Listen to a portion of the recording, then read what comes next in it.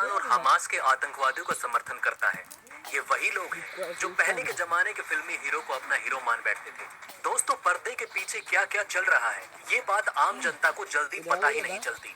और जो बातें पर्दे के बाहर चल रही होती हैं, उनमें से ज्यादातर या तो दिखावा होता है या फिर अफवाह। ठीक उसी प्रकार का एक दिखावा और अफवाह दोनों ही फैलाए रहे हैं कि भारत गाजा समर्थक हमास आतंकवादियों का समर्थन करता है, जो कि सरासर सही भी है और गलत भी। क्योंकि भारत एक तरफ केवल और केवल दिखावे के लिए इजराइल का समर्थन नहीं कर रहा, लेकिन पर्दे के पीछे भारत ने इजराइल को काफी मदद पहुंचाई है, जिसकी भनक आम जनता को कभी नहीं लगी है। दोस्तों, आपको बता दें कि इजराइल कोई मूर्ख देश नहीं है जो भारत के लिए हमेशा पागल रहता है। इजराइल एक बेहद सूझबूझ वाला और समझदार देश है जो भारत की कमजोरियों को जानता है। इजराइल को पता है कि भारत क्यों अपनी दोस्ती का इजहार नहीं करता। इजराइल भी चाहता है कि भारत यूएन का परमानेंट मेंबर बन जाए, क्योंकि अगर भारत को यूनाइटेड नेशन में परमानेंट सीट मिल जाती है तो उसका सबसे बड़ा फायदा इजराइल को ही होगा।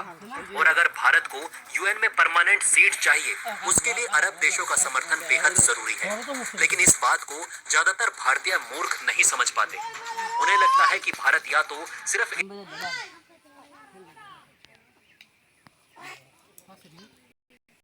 इजराइल का समर्थन कर दे या फिर हमासी आतंकवादियों का। लेकिन भारत और इजराइल एक दूसरे के काफी गहरे तरीके से समझते और जानते हैं। इसी कारण भले ही भारत ने दिखावे में ना की हो, लेकिन इजराइल के नेता सभी जानते हैं कि भारत उनके लिए कितना जरूरी देश नहीं बल्कि भरोसेमंद साथी भी है। जो लोग पढ़े लिखे लोग हैं, उन्हें ये सारी बातें काफी अच्छे से समझ आती है। लेकिन जो अनपढ़ गवार बिना मतलब का ज्ञान बांटने वाले लोग होते हैं, उन्हें इन बातों का जरा सा भी नहीं पता होता। उन्हें सच्चाई का बिल्कुल पता नहीं होता।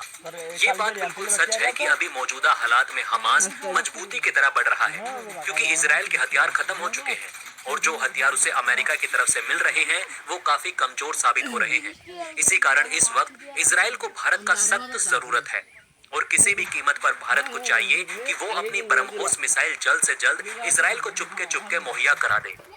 वैसे दोस्तों, आपको बता दें कि भारत भले ही इजराइल के साथ अपने रिश्ते सार्वजनिक करने से बचता आया है, लेकिन बंद दरवाजे के पीछे दोनों देशों के सुरक्षा संबंध काफी तेजी से बढ़ रहे हैं। नरसिम्हा राव के बाद जब पहली बार पीएम मोदी इजराइल दौरे पर गए, तब से लेकर अब तक हमारे जितने भी इजराइल के साथ डिफेंस डील हुई है, वो इससे पहले वाली किसी भी सरकार में देखने को नहीं मिली। और आज एक बार फिर भारत की तरफ से इजराइल के लिए एक बड़ा कदम या फिर यूं कहे कि एंटी इजरायली लोगों पर भारत ने बड़ी कार्रवाई कर दी है। दरअसल दोस्तों, पिछले एक हफ्ते से भी ज्यादा समय से इजराइल और हमास के बीच जंग छिड़ी हुई है। इसको लेकर अब जगह जगह पर विरोध प्रदर्शन देखने को मिल रहे हैं। काफी सारे फिलिस्तीनी समर्थक इजराइल के विरोध में सड़क पर उतर आए हैं। ब्रिटेन से लेकर जर्मनी और अरब देशों से लेकर अमेरिका में भी फिलिस्तीनी समर्थक इजराइल के खिलाफ अपनी आवाज तेज कर रहे हैं। ऐसा ही एक विरोध प्रदर्शन फ्रांस में भी देखने को मिला, जहां पर विरोध करने की कोशिश की गई, लेकिन फ्रांसीसी राष्ट्रपति इमैनुअल मैक्रोन ने वक्त रहते पेरिस में किसी भी फिलिस्तीनी समर्थक को इजराइल के खिलाफ आवाज उठाने नहीं दी। इसके लिए सीधे फ्रांसीसी हाईकोर्ट से निर्देश जारी किए गए थे। जैसे फ्रांस में कुछ लोग हैं, वैसे ही भारत में भी एंटी इजरायली लोगों की कमी नहीं है, खास तौर पर जम्मू कश्मीर में। दरअसल श्रीनगर पुलिस की तरफ से बहुत ही एक्सक्लूसिव खबर सुनने को मिली।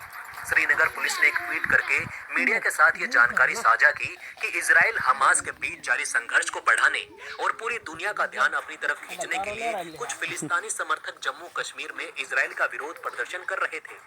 ऐसे 20 लोगों की टीम को गिरफ्तार कर लिया गया है। पुलिस फोर्स के मुताबिक हमने इन 20 लोगों की टीम को डीएम एक्ट धारा 51 के तहत कोरोना कर्फ्यू के उल्लंघन के आरोप में गिरफ्तार किया है।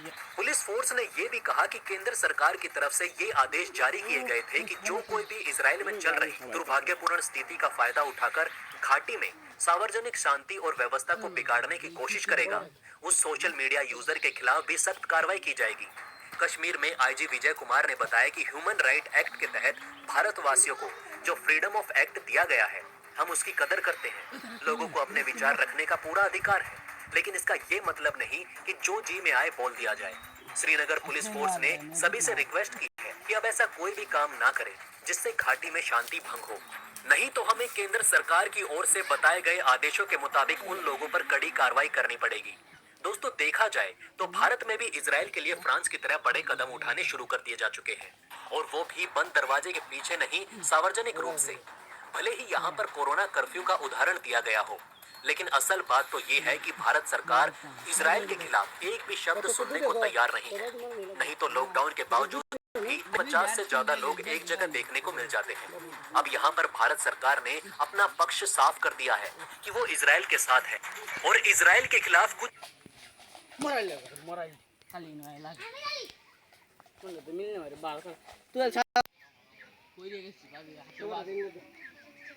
Mai